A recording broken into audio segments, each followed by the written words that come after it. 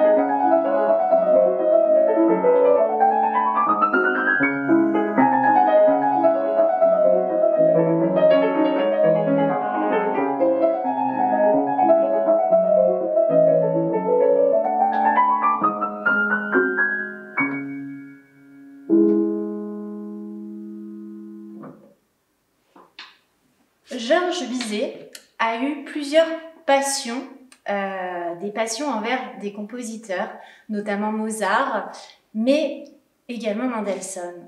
Et donc, lorsqu'il va enseigner à ses élèves, Bizet va faire en sorte justement de mettre un accent sur les œuvres de Mozart et Mendelssohn, et il va apprendre à une compositrice l'écriture musicale. Cette compositrice s'appelle Cécile Chaminade, c'est une compositrice française. Elle a un goût pour le travail de la mélodie, de mélodies vraiment très très claires, dans un style un peu de Debussy, de Ravel. Et je vous propose donc une arabesque. On retrouvera justement dans le style arabesque, les arabesques de Debussy. Donc ici, une arabesque, c'est l'arabesque opus 61 de Cécile Chaminade. Et donc qu'il a écrit dans le style d'écriture qu'elle a appris avec Georges Bizet, pardon. Et donc par la suite, je vous propose la 6e barcarolle de Félix Mendelssohn, où on retrouvera, peut-être que vous retrouverez des correspondances entre ces deux compositeurs.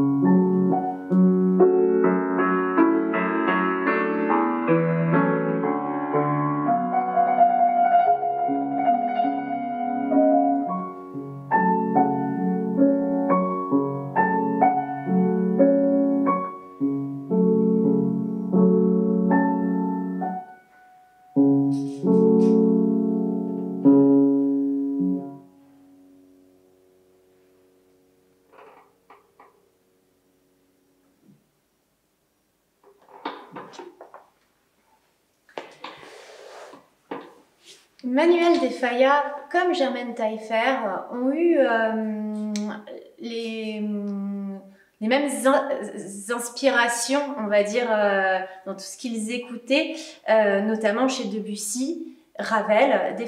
Manuel de Falla va venir en France pendant un temps, composer avec Paul Dukas, tandis que Germaine Taillefer, elle, composait beaucoup avec Erik Satie. Je vais commencer par vous interpréter donc Manuel de Falla, La danse du feu, extrait de L'amour sorcier. C'est une œuvre, c'est un compositeur qui, dans sa musique, fait la part belle justement à la culture, à l'histoire espagnole. Et dans cette œuvre, on retrouve vraiment les sonorités, avec, je trouve quand même, un côté assez sec, un côté qu'on peut retrouver justement à la musique française. Et donc voilà, si on écoute, on peut entrevoir, on va dire, dans la structure du morceau, une structure très très carrée, un peu comme ce que faisait dans ses menuets Debussy ou dans certaines danses justement de Ravel. Donc tout d'abord la danse du feu de Manuel de Falla et ensuite une valse lente. Donc on reste justement dans une œuvre dansante mais plus lente, une danse de Germaine Taillefer, compositrice également française comme Cécile Chaminade. Elle va faire partie du fameux groupe des Six, on l'appelait la Dame des Six. Et donc voilà, vous allez voir, c'est un peu néoclassique, tout en prenant justement elle recherche de nouvelles harmonies, et donc c'est vraiment un mix des deux.